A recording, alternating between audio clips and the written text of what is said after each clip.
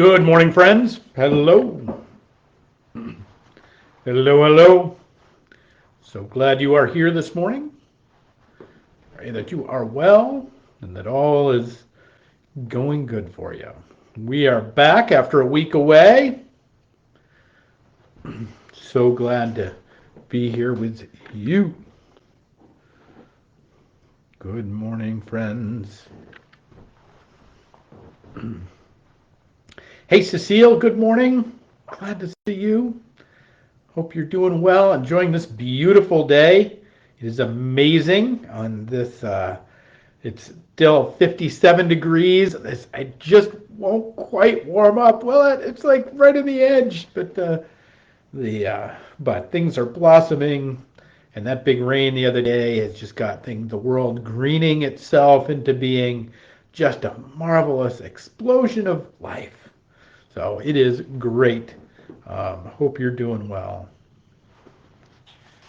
Good morning, everybody. Hey, Karen. Good morning, Mr. Smiling Face. I know I missed everybody.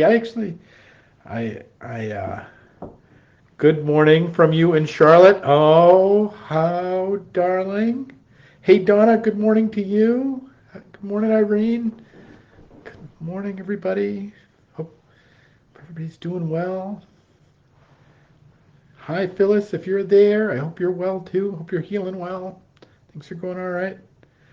Hey, good-looking fella. All right, from one good-looking fella to another. All right, good morning. Good morning, everybody. One or two more people coming along, and we'll get going. So good to be back. It is great to be here. Hey, John, good morning. So, good morning, everybody.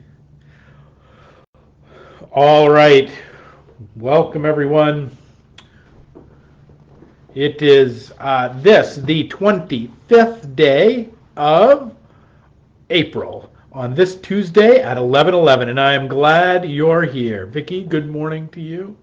I'm glad that you're here and a part of this journey. I'm glad you came back after a week away. I hope and pray that you are filled with goodness on this beautiful spring day.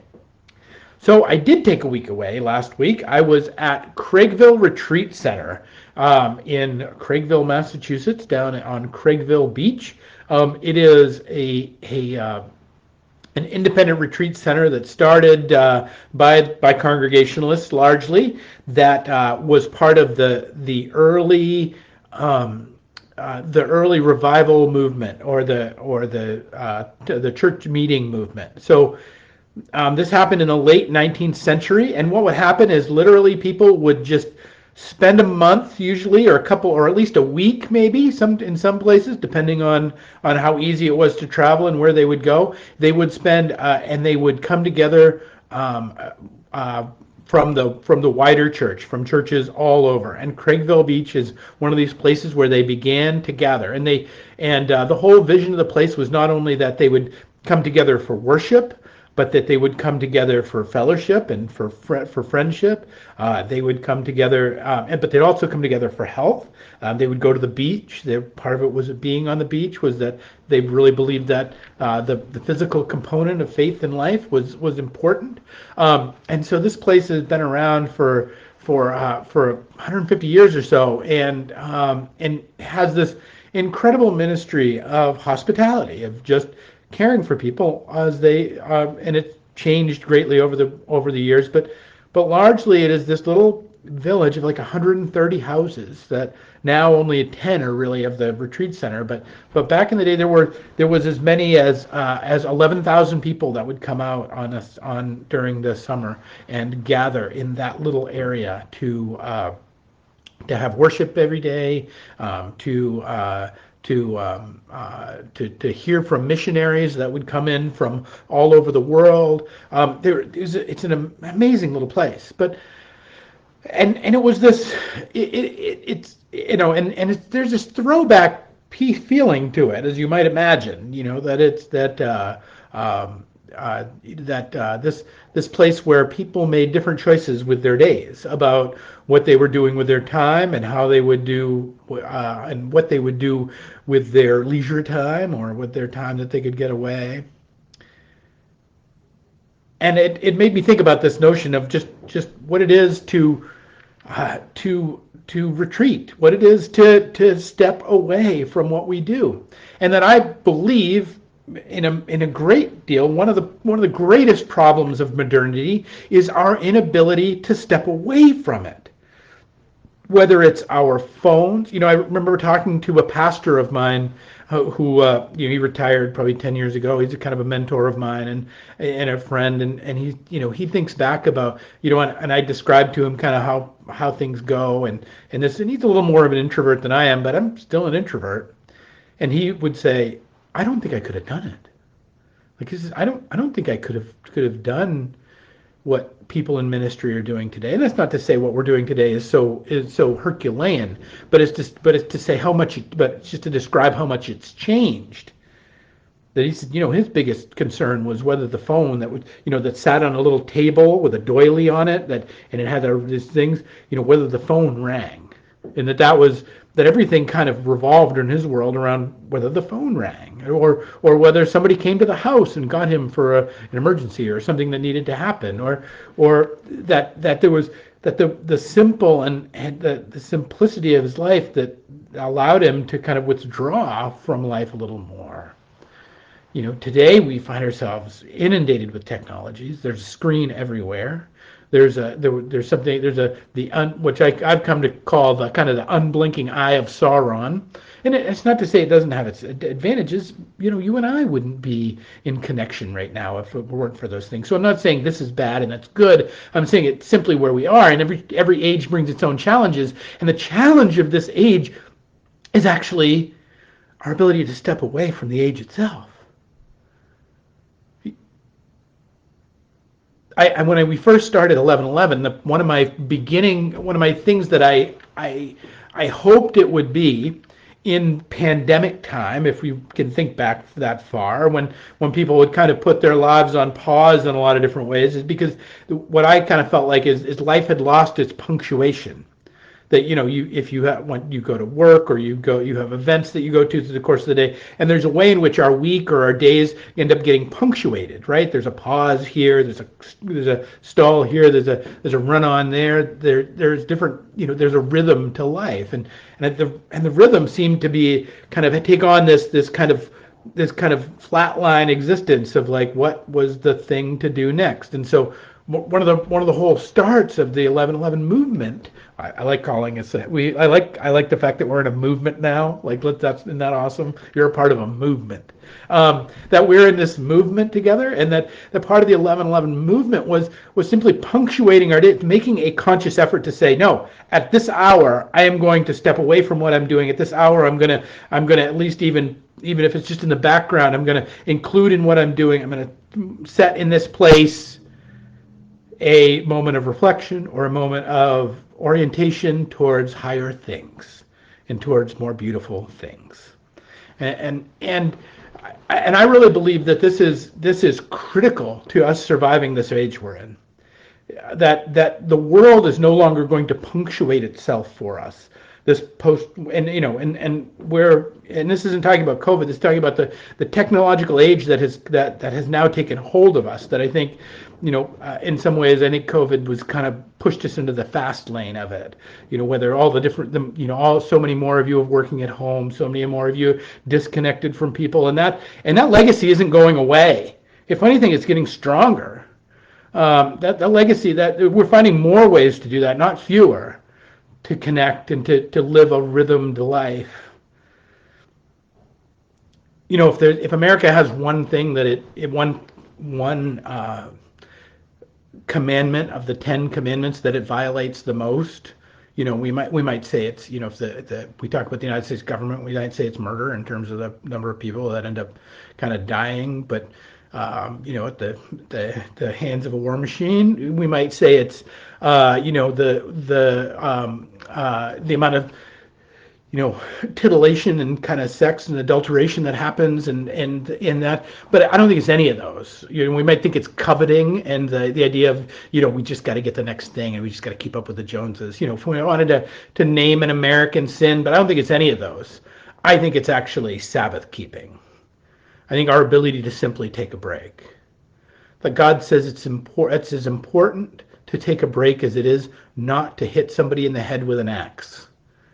It's, and we think about how that, we might think that's silly, but it's actually makes that point that actually stepping away from the tasks and the work of the day to give ourselves a rhythm of life is actually this important. Even Christ, who came to save the world, managed to do this. In the 5th chapter of Luke, he said there's this little one-liner that gets recorded, but I want to put it in context so that we could hear it. It says this. It's from the 5th chapter of Luke. So this is right as Jesus' ministry is just starting to heat up. Like things are just getting going. Things are getting exciting now.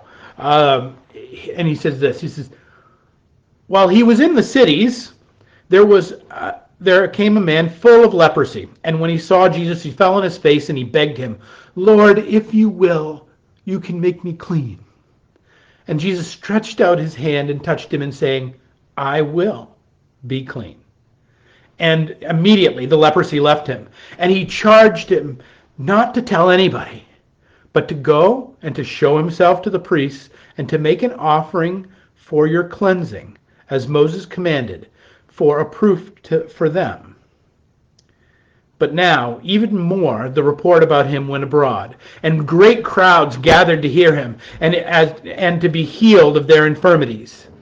But he would withdraw to desolate places and pray. Would you consider this for a moment? Would you consider the human aspect of this for a moment? I know the things that you have in your day is very important. You may be caring for people, that you may be a mom or a child or somebody that's caring for people. You may have great responsibilities in your day. You may have you may have great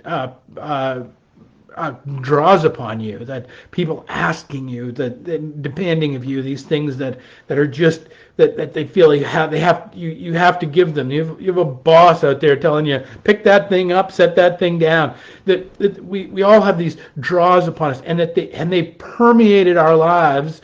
And it's largely through technology. They permeated our lives in the way that which we no longer have these built-in separations anymore. That there's a way that they can find you wherever you are. They're like, that the world has become like raising little kids that in these needy little baby bird kind of ways of like, if anybody's ever tried to go to the bathroom with a toddler in the house and this little hand comes under the door or something, like it's this way in which that all of that of the struggles of that, of that comes with this permutation of this assault, really, of the technological world and the way it connects us, which is wonderful and is inundating. And you think about all the things that you have that are drawn in your life in that and all the ways in which the needs that, and the real needs. I'm not downplaying the needs. They're real needs in which the world the way the world needs you. And in all of that, yet there is still. Think about this from Christ's perspective. Here's Jesus, who literally has a man come before him begging for healing, who was literally falling apart.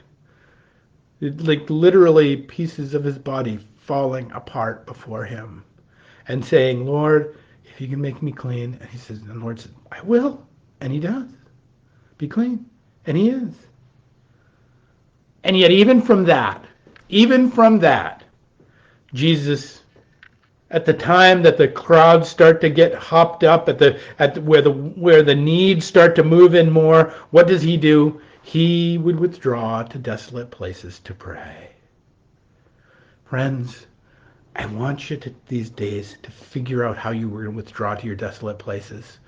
so that you can continue to heal the world in the ways that you heal the world, that you can continue to love the world in the ways that you love the world, that you continue to be useful in the world in the ways that you're useful in the world, and that it doesn't turn into one of those just dial tone kind of experiences like where there's no where nothing seems to bounce the needle, even no matter how powerful it is, or nothing, or because it's all just input all the time. What struck me about going to Craigville was this intentional activity that our ancestors did not so long ago, to take a week and to go and be in this little village on the seaside and to do nothing but pray and be with other people who would pray with them, and to hear the business of things, but to take time out of their lives to do this. We're an ambitious people. We are, and as Americans, we're the most of ambitious people. We have stuff we want to get done. And the thing is there's nothing wrong with wanting to get stuff done. In fact, the word Paul uses for ambition is this word philiotem, which means to esteem as an honor. It's to give esteem to something, to honor something, and that there's nothing wrong with honoring things, with like giving your time, talent, treasure to something because you want to get it done, to be able to be, and so there's nothing, so that inherently that isn't wrong, but the thing is that we have to figure out what's worthy of esteem, what's worthy of honor. Like, is that buzzing of that phone that's going to give you an endorphin hit? Oh yeah, like you'll feel good when you see somebody liked your post, or is that thing that's going to give you a tickle and give you an excitement? Is that going to be great? But is it worthy of your life? Is it worthy of your esteem? Is it worthy of your being? And in fact, there's everybody's. This is one of the things I always criticize about Paul is that everybody uses, particularly around things like marriage and sexuality. Paul gets quoted a lot in terms of this is the way you should behave. But the thing is what Paul really says is really you shouldn't get married, you shouldn't have kids, you shouldn't all of that is actually a fallback. Like if you really take Paul at his word, what he's saying is that this withdrawal from life is actually probably the best thing, and I think he's wrong. Like I actually markedly would say the Apostle Paul got that one wrong, and I see what he's saying because what he's saying is what we really need to be about is the dedication of ourselves to the work of God wherever we find it. And in his day, he saw that the family life as kind of a distraction to that. But I would submit to you, these friends, that actually, when we get into his work in Thessalonians, he actually starts to kind of get it a little more right. And this is where he's talking to the church in Thessaloniki in a little different way, where he's not trying to kind of clean up the streets or kind of make a bunch of monks, but he's really just trying to tell this church like how to move through the world. And he says, make it your ambition. Make it your estimable thing, the thing that you're going to give esteem and honor to. Make it your ambition to lead a quiet life, to mind your own business, and to work with your hands. Oh, friends, doesn't that just sound like just relax? Doesn't that sound like just a big comfy Barca lounger, the permission to not have to worry about all the things and the stuff and the way that we're supposed to be, and the fact that my car is crappy and the people are looking at me and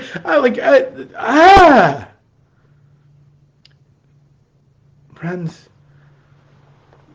one of the things we do here at the church is that we sponsor yoga. And I like the fact that we sponsor yoga. And if you ever want to talk about that and you think, oh, yoga is this Hindu thing, isn't it? It's like, well, no, it isn't actually. But we can talk about that more. But part of it is because I believe, like the folks that back in Craigville, I believe that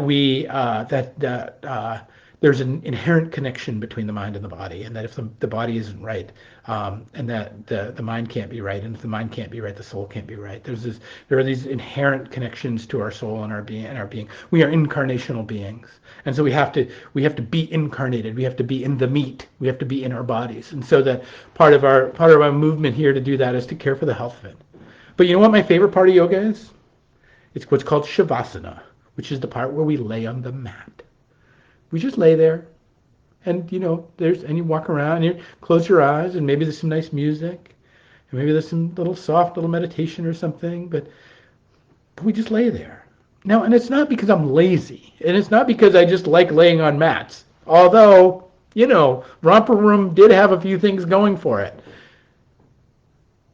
But it's the fact that having done something in the practice of yoga, having done something for the last 55 minutes, the pause is the most important thing. The moment of taking time to appreciate that I had just moved the body is as important as the moving of the body itself. Because without the appreciation, it all just turns into noise. I mean, you can almost think of it like music. There was a great quote or a great thing said about I can't remember, one of the early Shostakovich, or one of the early pianists of the 20th century, and he said, and the review read something like this, that he said the notes he handles like any pianist, but the pauses in between, that is perfection. Friends, we need the pauses in between of our life to make music of our life, or else it's all just noise. We need to lay on our mat sometimes. We need to take a break sometimes. We need to have an ambition to have a quiet life and not fill it with all the things and the stuff and all the doings and the comings and the goings. We need to decide what is worthy of our esteem and our honor in this world, rather than just all of the baby birds which are screaming around us. Some of them are ready that if we feed them, they will turn into crows and just peck our eyes out. That Jesus, even in his greatest time of ministry, like this is the 5th chapter of Luke, he is hitting high gear. He is healing people and preaching in the temple and doing all the stuff and all the things. Even in his most dynamic time of ministry, would withdraw to desolate places and pray, which meant people didn't get healed, which meant people didn't get fed, which meant certain things didn't happen. And if Christ Jesus understands, if the model of how we might live understands that actually you don't get one without the other, you don't get the music without the pause, that we should take this as serious. We should take this as deathly serious as not hitting somebody in the head with an axe. Friends, I hope you'll give yourself a desolate place to pray today. I hope you'll give yourself a place of joy today. I hope you'll give yourself a time out today, even if it's 5 minutes of sitting in the car with just shutting all the stuff off. I hope you'll give yourself the gift of a tiny bit of Sabbath time, so that in it you may hear the music of your life, so that in it you may be able to be the true joy and the true light and the true goodness, and you might be able to not just give it, but to be able to experience and appreciate it in the midst of it, while you're giving it, and while you're offering your great gifts to the world. Friends, he would withdraw to desolate places and pray. And I hope you will too. All right, friends, that's my hope for you today. And peace and grace to you all. I am so glad you're here, and I'm so glad you're back, and I'm so glad we're back. We'll pick it up tomorrow with another 11:11.